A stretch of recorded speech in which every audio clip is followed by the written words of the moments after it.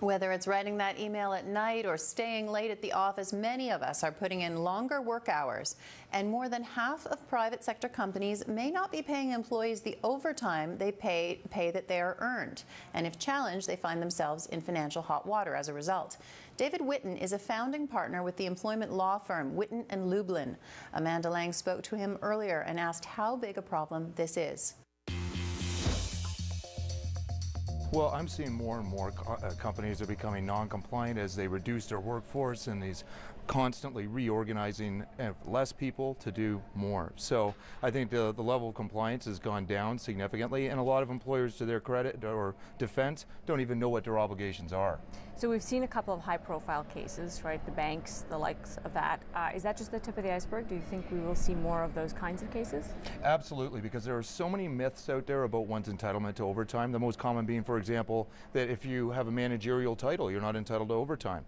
Another one that I see or hear about all the time is I'm a salaried employee, so that must mean I'm not entitled to overtime. Those are absolutely incorrect.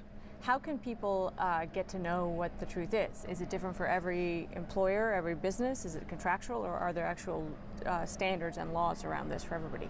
Absolutely. So the Employment Standards Act applies to most employees in Ontario. Federally regulated employers, for example, you and your team here, are covered by the Canada Labour Code.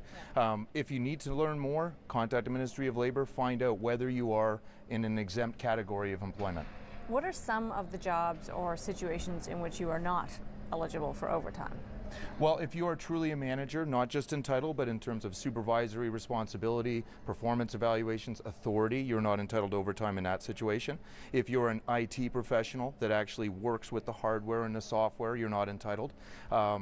But again, as I mentioned, salaried versus hourly, that has absolutely no bearing on it whatsoever. One of the complexities here is we all kind of, unless you do a job that is, literally at a machine that shuts down at a certain time of day, most of our jobs kind of bleed over into our after-hours life. How do you describe overtime in that case? It is difficult because if you're on standby or you're checking your email throughout the evening, are you at work? So it's a little bit of a gray area. Yeah. But I think you really have to, as an employee, keep track of your hours, make sure that, and as an employer, you're also recording the hours that your employees are working as opposed to ignoring them. That's what the banks did. And so for employees that think they may be entitled to something, what can they do? What would you advise? Well, both the Canada Labour Code and the Employment Standards Act contain reprisal provisions. So that means that you are entitled to make a complaint or an inquiry and not have your employment terminated or subject to discipline. So I would inquire with HR. I would ask the Ministry of Labour if you're at all in doubt and find out whether you're on solid ground. So one of the things that would hold some employees back, even if they think they're entitled to overtime, would be reprisal. So what would be your kind of recommendation for understanding how to manage this process? Well, I think you have to understand you're protected against that in theory, under the legislation and in practice. Where I'm seeing these claims come up the most so is now that people are being let go. For years they've been working excessive amounts of overtime.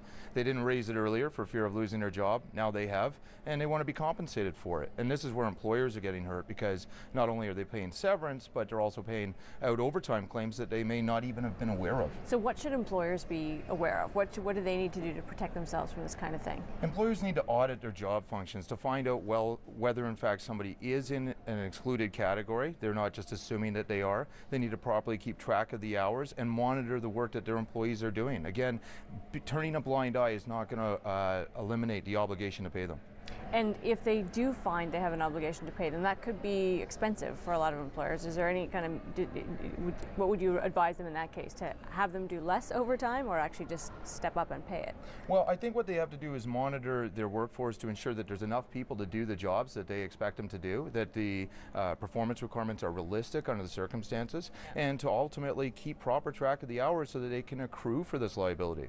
What is our kind of law relative to global laws? Are we in keeping with most sort of industrialized nations on this stuff? Absolutely. Canada is actually very progressive in its employment standards, and we've had laws in place for years, and they are very much employee friendly, we say, so we are quite progressive in this regard. All right, we got to leave it there. Appreciate your time today. Thank you.